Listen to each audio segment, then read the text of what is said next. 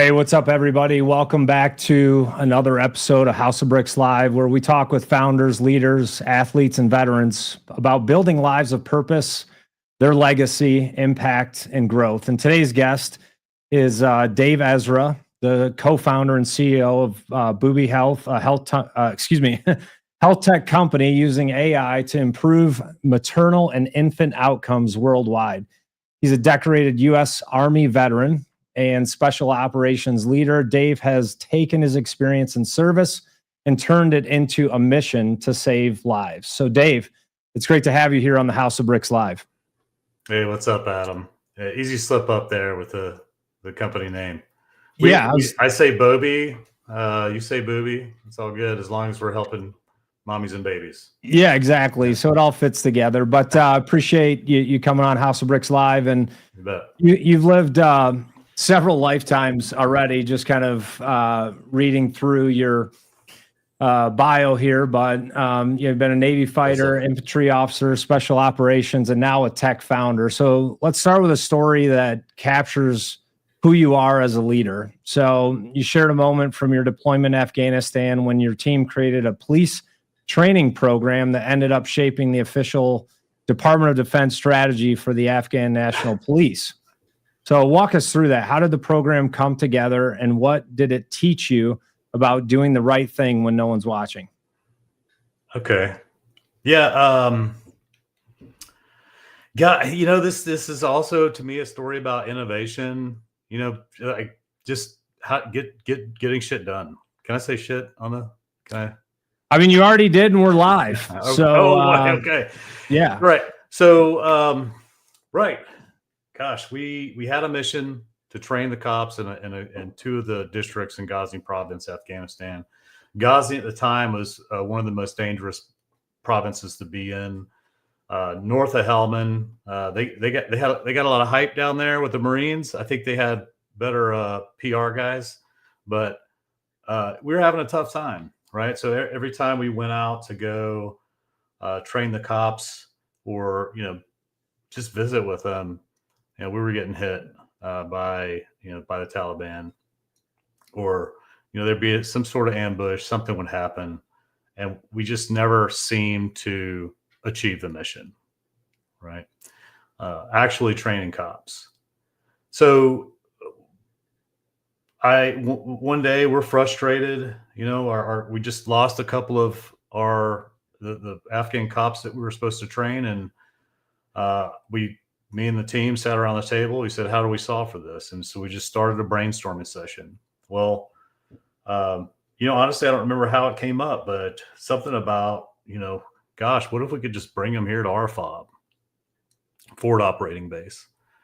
And we have a range, right? We have a DFAC. We can feed people. We have classroom space. And we kind of built on that idea. Okay, if we're going to do this, what would we teach, right? And so we started thinking about curriculum, and the first one, I think the trick was convincing the police chiefs to send their cops from the field where they're sitting in foxholes, right? They're fighting the enemy every day. Send them over to us for a few days for extra training. Well, you know how things work over there, right? Give them a little diesel fuel or, whatever they need. So we had that first iteration, brought them our FOB. It was a huge success, right? The cops were really happy with the training. We did a rifle marksmanship. We did hand-to-hand combat. I taught ethics, first aid. Ethics was really great, right? Why do we not want to shake down the jingle trucks? Why do people let the bad guys use their houses to attack you? But the cops loved it, and that kind of grew, and actually signed an NCO to be like the commandant of this school, and we actually ended up going to the bigger FOB in Ghazni and setting up the program. And it became every 2 weeks we're running a week-long course, right?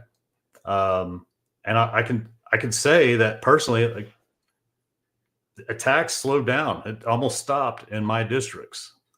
We had a more ready force. They were more engaged with the community. It just seems like things were shifting. It got a little worse in my buddies' areas down the road, but for my team, it was a huge success. And leaving Afghanistan, we were worried, the next team's going to step in. It's all going to go to hell, right? Nobody's going to follow up. They're not going to continue this. It's such a great thing. It's really sad. So I really made a real effort to write everything down, right? I just recorded everything we're doing. Here's the curriculum. Here's the classes. Here's the program. It's awesome. And sending those reports up every week. They go up into the giant black hole, and just kind of forgot about it. I knew Ghazi kind of went to hell, but it was years later. I was at a captain's career course at the JFK Special Warfare Center in school. We were assigned a group assignment. We're taking over Azerbaijan or Armenia, and what are you going to do with the cops? Okay, Dave, you know a little bit about this. You got that mission. Figure it out, write it up, and you'll present it in front of the colonel or whatever. Cool. So I'm in the library, like looking up, like what's the gospel, what's the U.S. policy for dealing with police, when you basically invade a country, and started flipping through the U.S. strategy for that year, and I started recognizing pictures. That looks like Afghanistan. Wait a second. That looks like my interpreter. Wait, I took this picture, right? And I started realizing like what was in this U.S. strategy for Afghan National Police was straight out of the reports that I'd sent up years before. It's amazing. So I'm like, wow, what great recognition of something awesome. Of course, I wasn't mentioned anywhere in this. There was a bunch of colonels at the at the end of the strategy, but I just felt grateful that the work that my team did actually was recognized by like, okay, this is so great, it needs to be in official strategy. So there had to be some emotion behind that, like, hey, wait a minute. And I know you're not a credit guy for yourself, but to see that, it feels good, but also maybe some recognition. Yeah, I mean, it did come, right? Like I got some. I was honored at the Pentagon later down the road with a pretty amazing General Douglas MacArthur Award. But I never asked for this, right? It just, to me, it's like, do the right thing, get stuff done, be innovative, be a good leader, and, it pays off. So hopefully the world's a better place when you leave it. Well, how did that experience kind of change your view on leadership? Well, I guess, it to me, it just validated, innovating, listening to your soldiers or your team, surrounding yourself with smart people. It's all about team.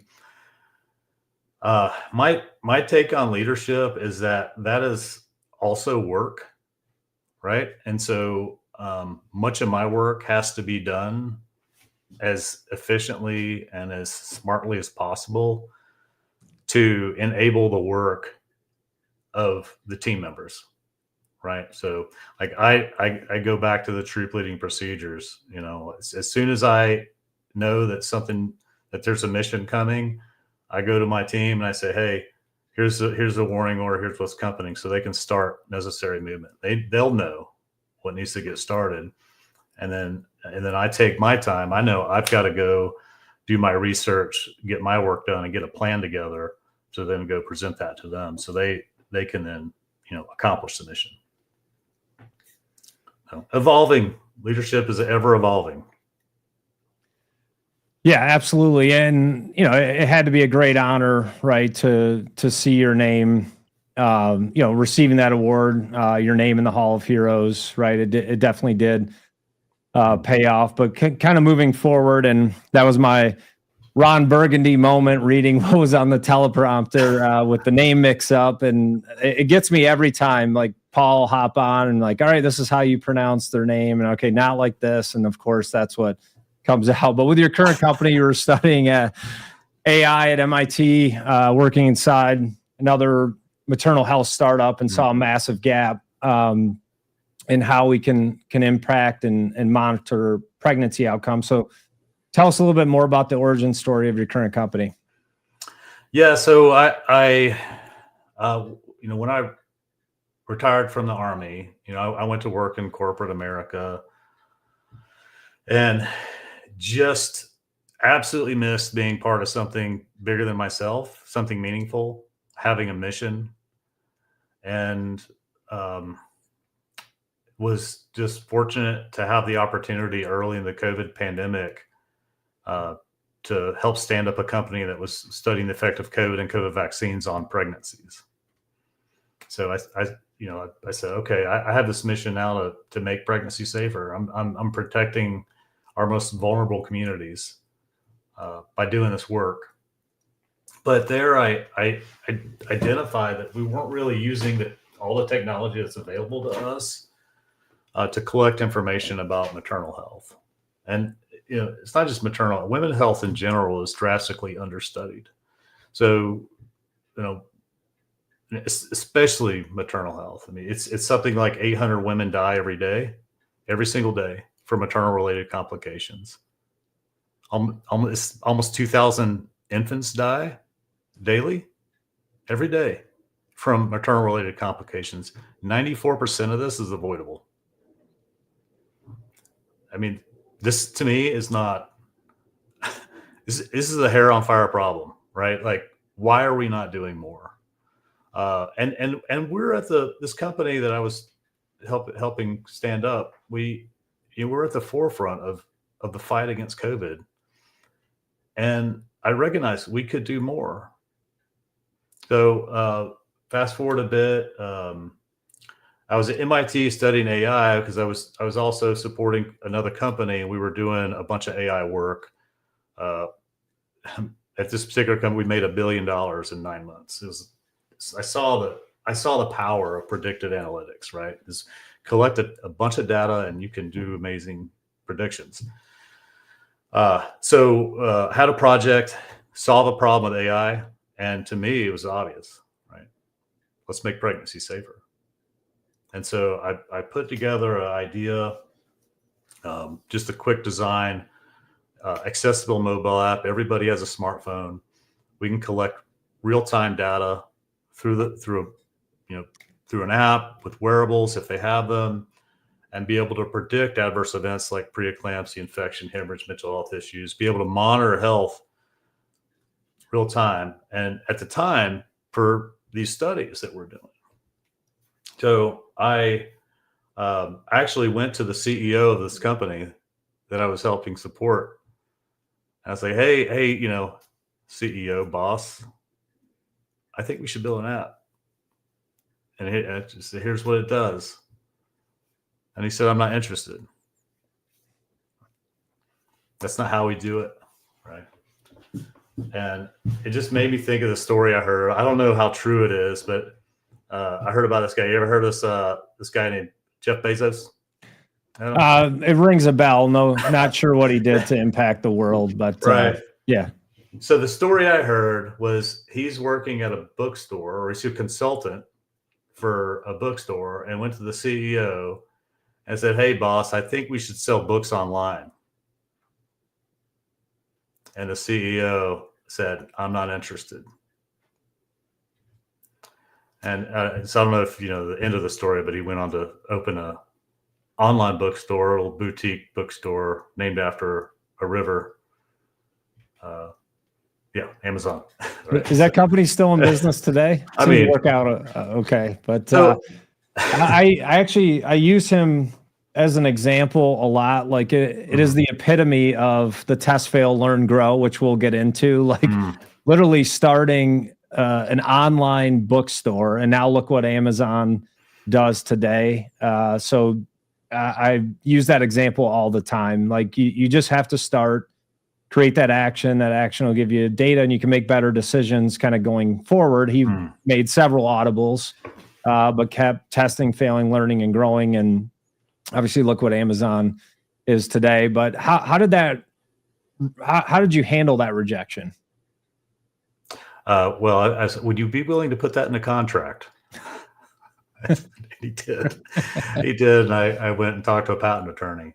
So I knew, I mean, the professors at the university, they said, Dave, this is a great idea. You should do this. I knew it was a great idea. I knew it would be impactful and help just a lot of people. So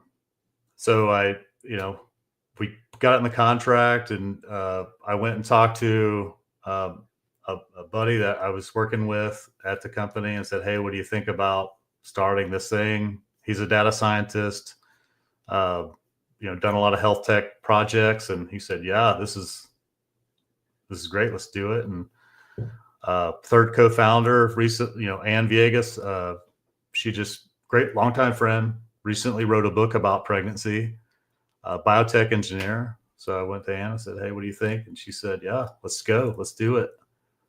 And we formed the company. So got the patent application out and started recruiting.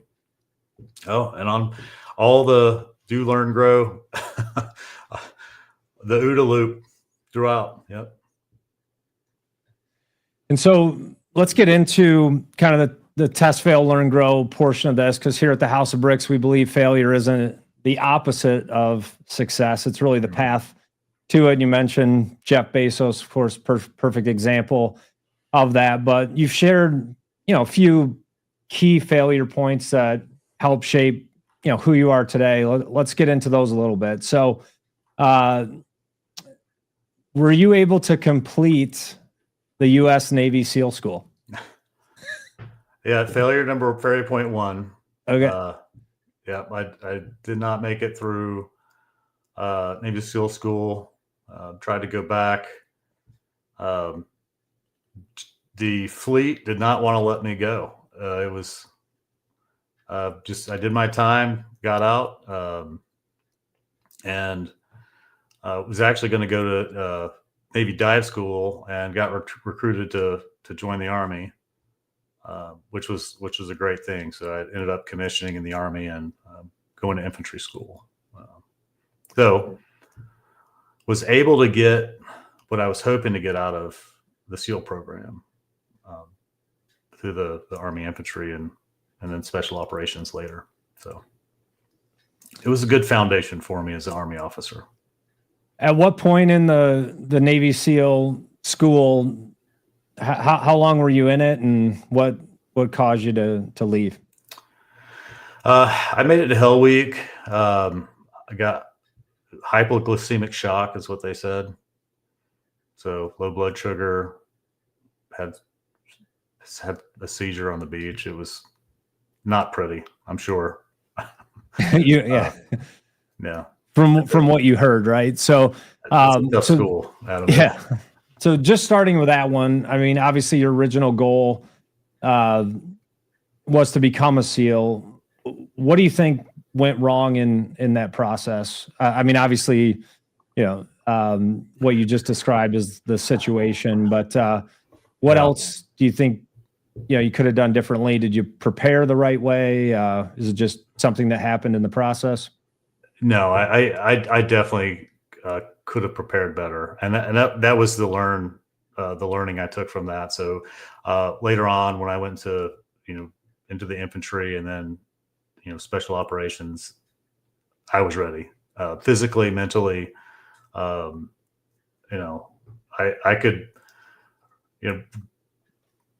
run across CrossFit, whatever, right? So physically much more prepared, which, if you're prepared physically, it's a lot easier to handle it mentally. And how did that experience carry forward into your position today as a founder and a leader? Oh, gosh. I mean, like I said earlier, I mean, leadership is an evolution. And why I'm so grateful that I was able to join the Army and become an infantry leader. The Army does a great job training leaders. So they teach their cadets, like, here's how you lead. There's a formula to it. Learn the formula. Learn the science and the art, right? And so they don't just teach you how to do this thing, or like fly a jet. All right, you're a great flyer of a jet. Now lead 500 people, right? So in OCS, you're taking turns in leadership roles. You're practicing. They give you a training mission. You're leading troops. You're making a plan. You're leading folks in this exercise, and then you execute, and then everybody circles up and you talk about it. How do we do? Right? Let's learn from the event. Okay, let's try it again. Right? Did I make a mistake? Maybe. It's okay. We were training. Let's try it again. Let's figure out what do we learn from this. So the ability to graduate infantry school and immediately jump in and be a leader of 30 soldiers with a mentor there to help me out, right? At platoon sergeant. That's so valuable. And then, you grow from there, right? And then it's, maybe it's staff time too, but that's leadership as well, and followership. And so this evolution of, the TFLG, right? You constantly trying, learning from it and growing, over and over, right? So, what does that bring me to? How does that bring me to BobiHealth? Gosh, I like to think it helps me not be an asshole leader, right? I know that, I have a job to do, and if I'm not getting it done well, that my people suffer. Yeah, And you also one I want to dive into. So we're kind of balancing the battlefield in the boardroom, but I know you were actively just kind of talking about your business in terms of raising capital. I know you were active in trying to raise capital. What was that process like? Were you successful? What challenges did you face in the process? It's been a slog. I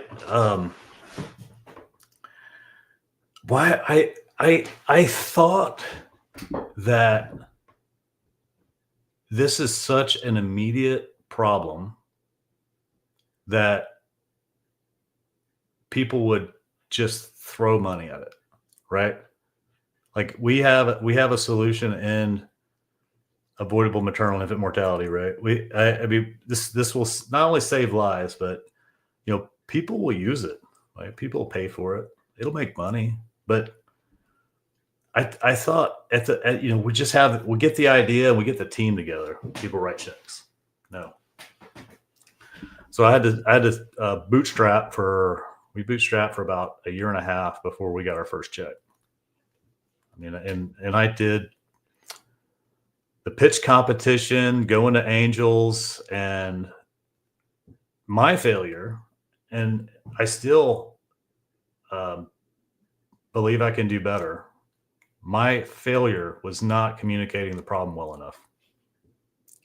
Because, when I get done with the pitch, I still have people stand up and say, I don't get it.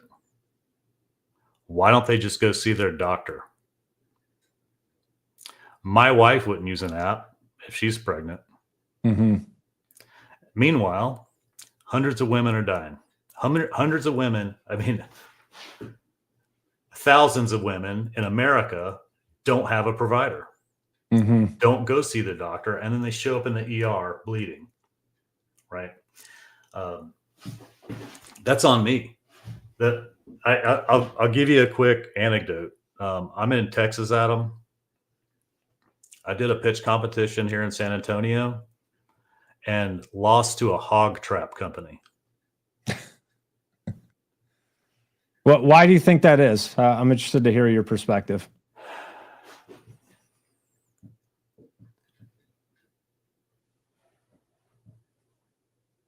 I have a hard time understanding why people aren't throwing everything at this.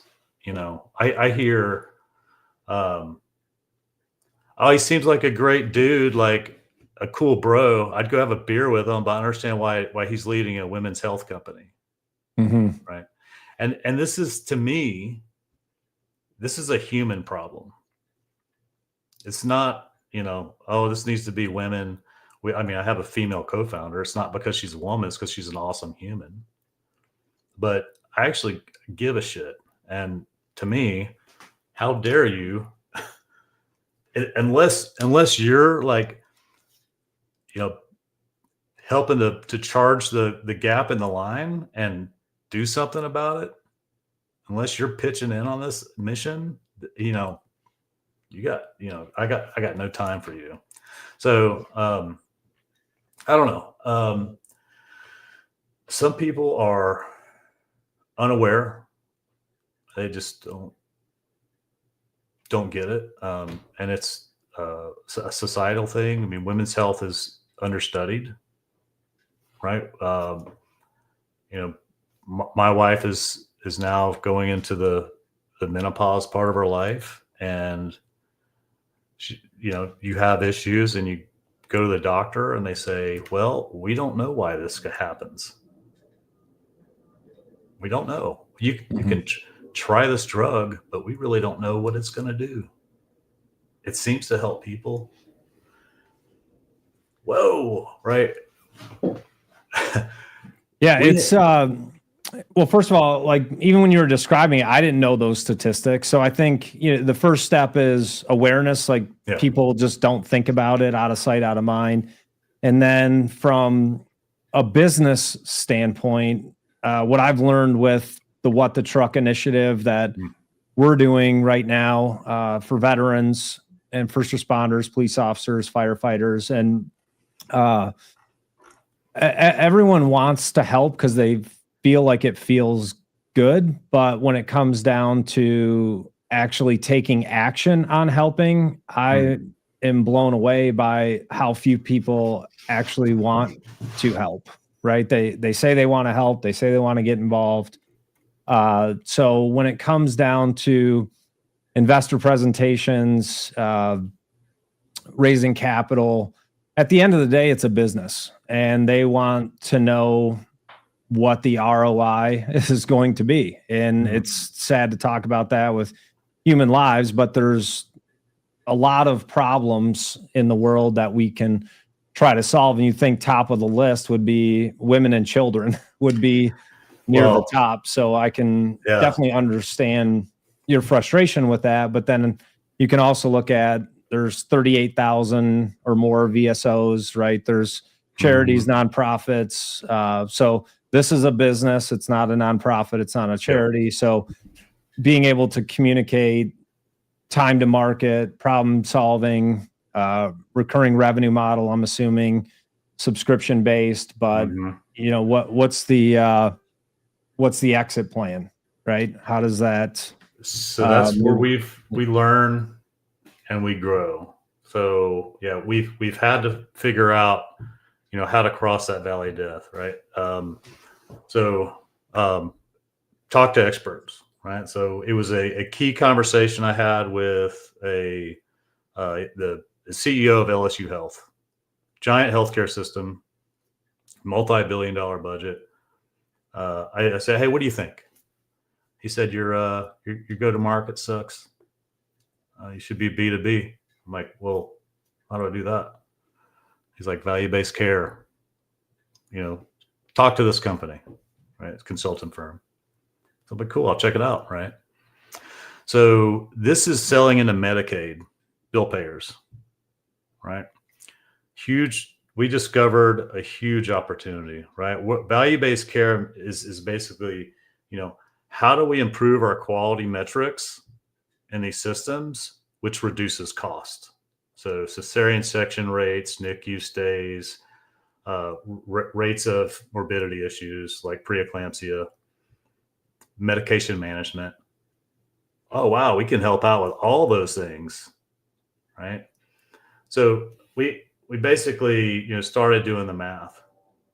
It's like a $40 billion opportunity for one system with, Medicaid North Carolina, 50,000 pregnancies a year. We can help them save $100 million a year. And that's being conservative, right? Our cost is a fraction of that, less than 10%. So it's a slam dunk. Now, we started talking to them to say, okay, how do we implement? Here's how we can help you. How do we do it? I say, well, we need evidence. We like the idea, but we need evidence. So I could circle back with the team. Okay, guys, how do we figure out how to get there? That's the end goal. We sell into Medicare, we're good. Like, we're helping everybody. So we have to cross the valley of death to get there. We're setting up affiliate programs to get like influencers, retailers. We're talking to Target, Walmart, Walgreens to say, hey, you can be a reseller of the app. You get a percentage. And by the way, like, your followers, your customers, man, they're really going to love that you're helping them out with their family. You get that brand loyalty through that. And then we learned, we can also help with employer benefits. So we started calculating, okay, how much can we help, let's say, Target with 440,000 employees? What are their costs? So their costs are almost $1 billion a year for pregnancy. Almost, very nearly $1 billion. 470 million, of that is from avoidable complications, right? So we're able to actually present a Target to say, hey, we can set up this program for you.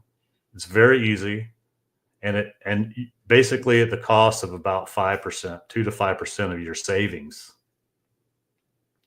we can save you conservatively $47 million a year. So that's the learning. Now we just got to sell it, right? Now we got to grow and scale. So. Yeah, I love the audible to B2B. So I have never done well with consumer businesses. They have so many options and they're so finicky, and businesses understand dollars in, dollars out, and employee impact and those types of things. So I love that audible. You're giving me flashbacks to my healthcare analytics business. We were selling to payers and kind of went through that same process. We can save you millions and millions of dollars, and a lot of the decisions were decision by committee. So it was a 9 to 12 to 18 month sales cycle, and we were bootstrapping the business with $100,000 a month burn rate. So you can imagine funding that and what that was like. But I definitely like the audible, and it ended up being a great outcome. The company went public in 2022. My 50% obviously became a lot smaller by the time we went public, but it was still a great experience to take a business from a napkin literally to the NASDAQ, and having no background in healthcare. So continue testing, failing, learning, and growing. I like the shift to the B2B model. But again, even when you get into these affiliate programs or channel partnerships, what I remind founders is they start doing this math like, hey, it's an $8 billion problem. We get one company, we're saving them $5 million. But at the end of the day, they have X number of priorities on the table. So how do you get traction? Just in terms of how you split up your time, the direct to buyer is, I tell people, spend about 70%, 80% of their energy just going direct, and then affiliates or channels. Because if you do hit one of those, it's a home run. With my mobile technology company, we were working on a partnership with IBM. So they plug that into their toolbox that can change the landscape of everything, same position you're in. But those are just a lot of times shiny objects that can distract us. And again, it's, what are their priorities? So you mentioned some potential changes in your go-to-market strategy. Was it just B2C, or even how you're getting the awareness out, or what is your go-to-market strategy now? Yeah, so we're setting up on affiliate platforms like CJ and Impact, and the goal there is to just start getting users on, right? Get some sales, and it's a kind of a B2B2C, like start getting those testimonials, get the data that shows like, hey, yeah, people are using it. These are the results. These are, the types of notifications that are going out. People are using it, happy with it. And then, we're trying to go and say, hey, for your employee benefits package, add this app. We could save you some money. There's another path that we're exploring, but there's a similar application. It's a general wellness app that is totally free, right? So it's called Elfie, I think. They anybody can download it. It's free to use it. It's great. I said, how do they afford that, right? What's their, how do they? And so I started doing some research. Well, it's sponsored by 4 pharmaceutical companies who are interested in monitoring for prescription adherence. So there's other channels there's other interested parties that'll be interested in the types of insights that we'll be able to get. We're casting a lot of nets to see what we catch, right? Looking at the ability to monitor mental health in pregnancy and postpartum, that our tool will be able to give is going to be extremely valuable. With the marketplace that we're setting up and the gamification, if a retailer wanted to come in and own that space, that's a huge opportunity. So we're trying to, lean startup style, like, fail fast, see what works, what doesn't work, try something else, right? Until we land something. Well, when you look across the landscape of all the options that you have, where is your shortest path to traction? We think the affiliate program right now is going to be the quickest way to get the initial traction we need, get some revenue in the door, and from there, it's kind of like a staged effort. From there, employee benefits, and then selling into healthcare insurance. And so our audience, it's a mix of veterans, founders, investors, people that are really growth minded. What advice do you have for fellow veterans, fellow founders, or veteran founders that are out there that are listening? Just some key learnings of your testing, failing, learning, and growing. What's probably your most important takeaway? Ooh, the most important. I think a couple things I would say. One, find great mentors, like you, Adam.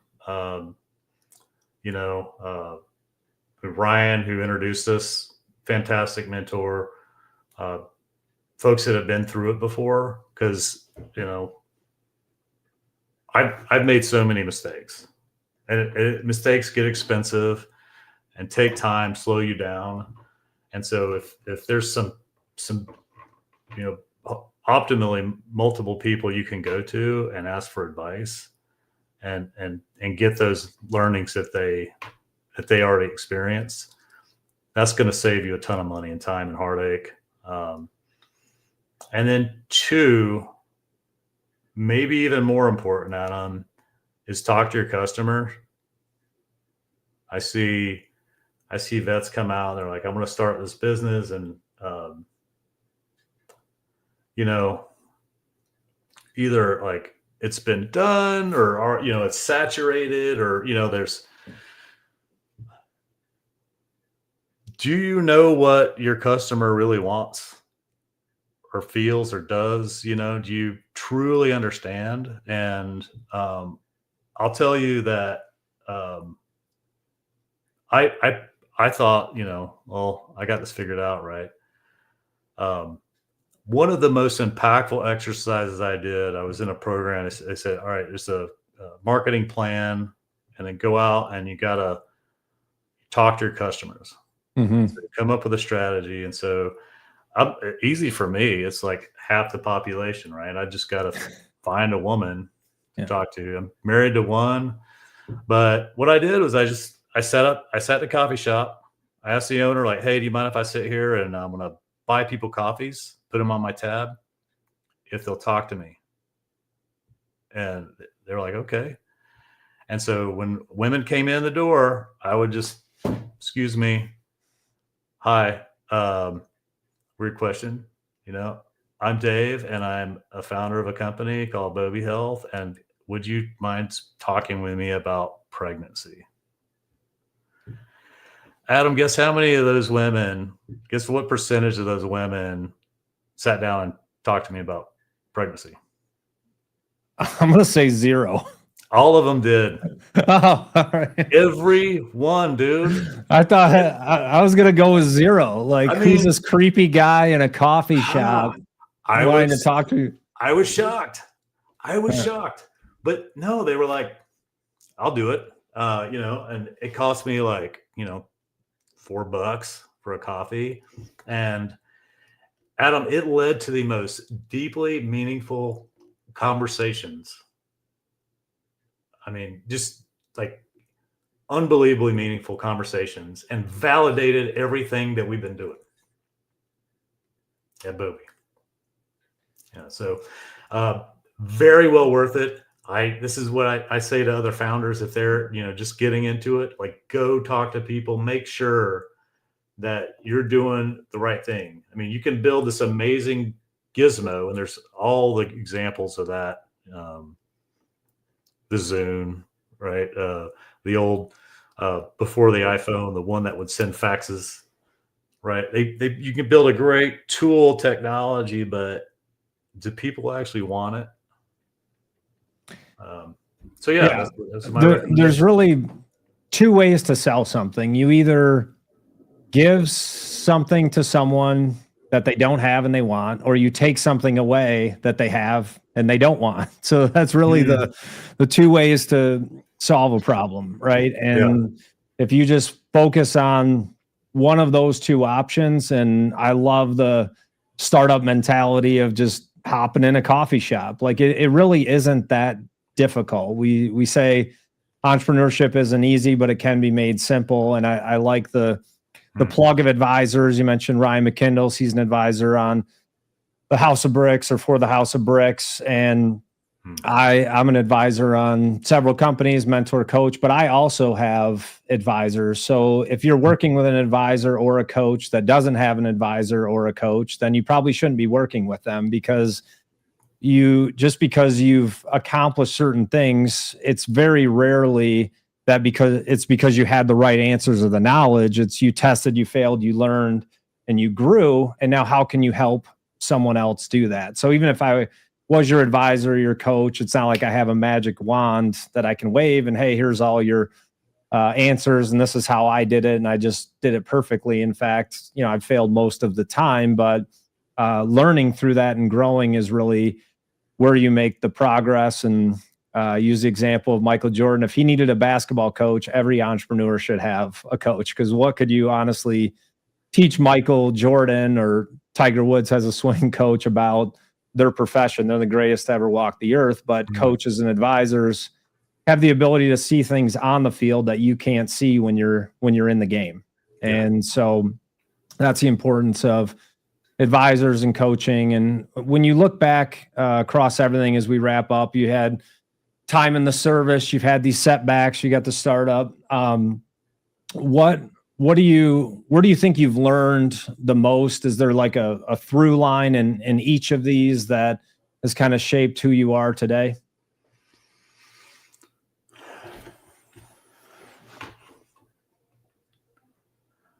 It goes to me back to mission, having the difference between, doing something because it's a job versus doing something because it's a calling. Right. And I guess I'm just grateful that I have that. So. And the mission is not over. You're solving a real problem. And for those people that are listening and watching and want to support you and what you're building, where should they go? Well, we have a website, BobiHealth.com. I'm at Dave@BobiHealth.com. Hit me up on LinkedIn. I'm not that hard to find. I think I'm the only Dave Esra out there. Yeah, I tell people, if you can't find me, we probably shouldn't work together. Like I'm on every social media channel, LinkedIn. Like if we you have can't the socials, BobiHealth or BobiHealth AI. You can find us. Mm-hmm. Well, I want to thank you for your service. First of all, I should have started the show with thanking you for your service, and then also taking on a real problem that is going to make an impact in the lives of not just women and children, but it's families. Husbands go through those losses as well, obviously in different ways, but you're really saving lives, the most important lives, women and children. And anything that we can do to support you with the House of Bricks, we're happy to do that. But want to thank you for your leadership, your example, and really showing us what it means to test, fail, learn, and grow. Any closing thoughts for our listeners? Hey guys, let's, this is a immediate problem. Like, come join us. Let's make pregnancy safer. I'm grateful for you, Adam. Thanks a lot. Yeah, thank you. Thanks for joining. And once again, thank you for your service. Yes, and we will see everybody on the next House of Bricks Live. Thanks, everybody. Cheers.